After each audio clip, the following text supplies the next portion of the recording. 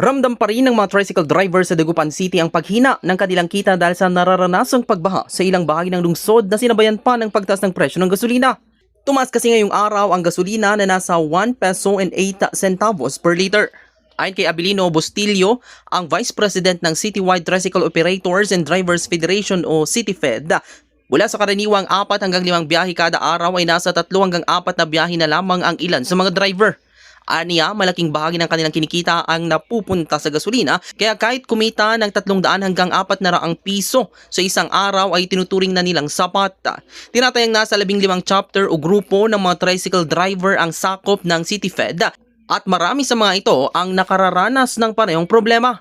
Ayon kay Bustillo, may ilang driver na napipilitang maghanap ng ibang pagkakakitaan kabilang ang construction dahil hindi na sapat ang kita sa pamamasada. Tinatayang halos lahat sa 500 na driver na miyembro nila ay naapektuhan ng malaki ng mababang kita dahil sa ganitong sitwasyon, lalo na ang ibang chapter o toda ay lubog pa rin sa baha.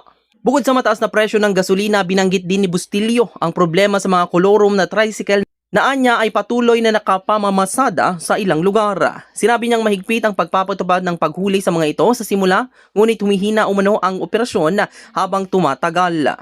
Samantala, sinabi ni Bustillo na nakatanggap na ang ilang driver sa Dagupan ng 10 kilo ng bigas mula sa ayuda ng pamahalaan, ngunit wala pa umano silang natatanggap na cash assistance.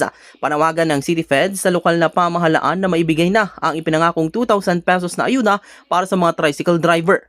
Saad nito na malaking tulong ito sa kanila na hirap pagkasyahin ang maliit na kita para sa gasolina at pang-araw-araw na gastusin. Para sa mga tricycle driver, ang agarang ayuda at mas mahigpit na pagpapatupad ng mga regulasyon sa pamamasada ay makatutulong upang maibsan ang epekto ng matumal na biyahe at tumataas na gastusin. Nahirapan po kami masyado ngayon dahil kagaya dito sa amin, dati mga 4-5 biyahe kami sa kalahating araw, ngayon mga 3-4 lang ang biyahe namin dito. Kaya nahirapan na kami talaga. Lalo na ngayon, tumas yung gasolina, siyempre kunting-kunti lang kinikita namin. Sa bahay na mga captain namin dito, unang-unang Karangahan Tubuntuda.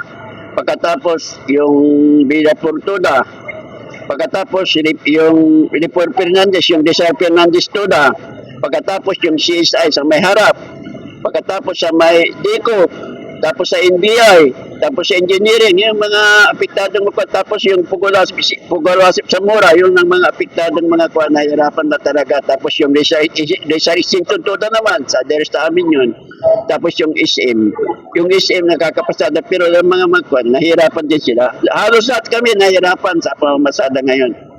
Marami na, yung mayaman, nagko-construction na, dahil nahirapan na silang talagang kumita. Kaya nagko-construction na yung iba. Kagaya dito sa amin, may mga nagko-construction na dito. Kung mga more or less, mga 500 siguro.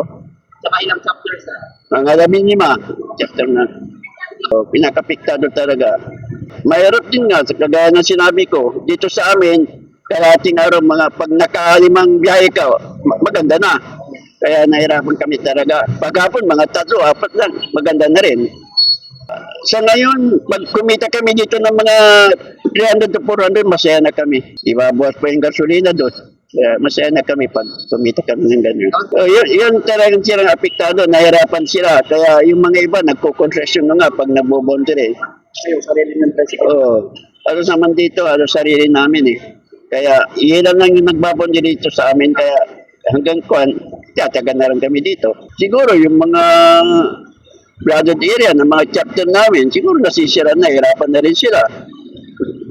Sa amin, sa CityFed, hindi namin tinatanggap yung program dito sa CityFed. Ewan ko lang sa mga ibang kuwan namin, federasyon.